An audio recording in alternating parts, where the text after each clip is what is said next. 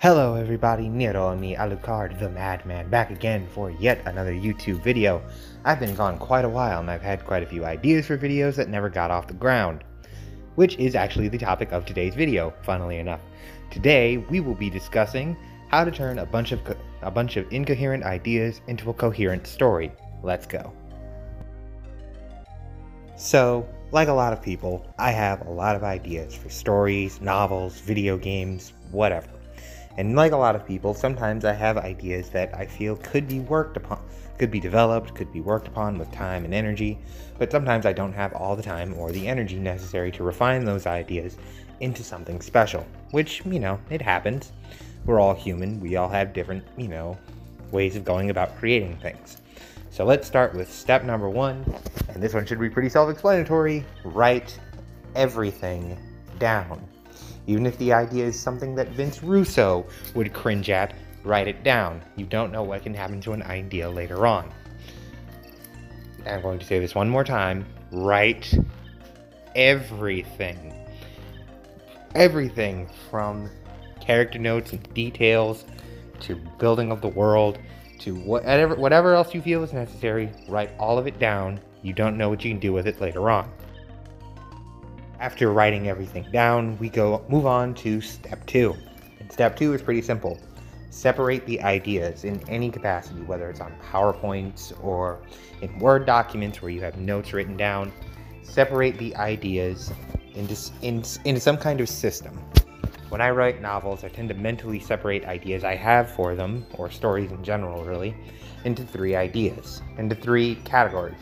Ideas for characters, such as points in the plot where they're important, or points in the plot where more of them is developed or revealed about themselves, and you separate them into ideas for characters, and you separate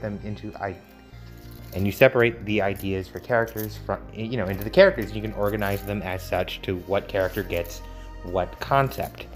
And the second category would be ideas for the plot. Now this one can be kind of tricky because a lot of people tend to do this in a way that works, but it always feels like something could be missing, especially in movies, or rather, books that are adapted into movies. They tend to miss some of the intricacies of the plot due to a time limit, and I can understand some things being changed or cut for the sake of time, but it's the principle of the thing, Anyway, ideas for the plot can be very simple. If your character can be answered by this one question as to whether the idea is good or whether the idea should probably be scrapped or tweaked later on. Ask yourself this question as you're outlining your plot. If you are not at the most interesting point in your character's life, why are we hearing about it?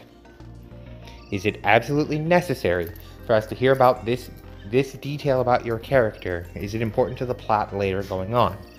Focus on organizing the plot out into a coherent outline, and any side plots or detours from the main plot need to feel necessary, such as developing a subplot like a romance, a love interest angle, or whatever.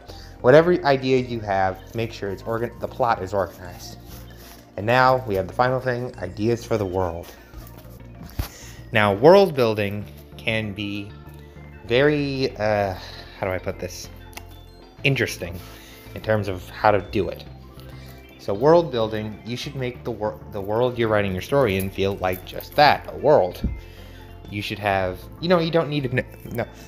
The main thing about world building is your reader doesn't need to know every single detail about the entire world. They do need to know the important stuff.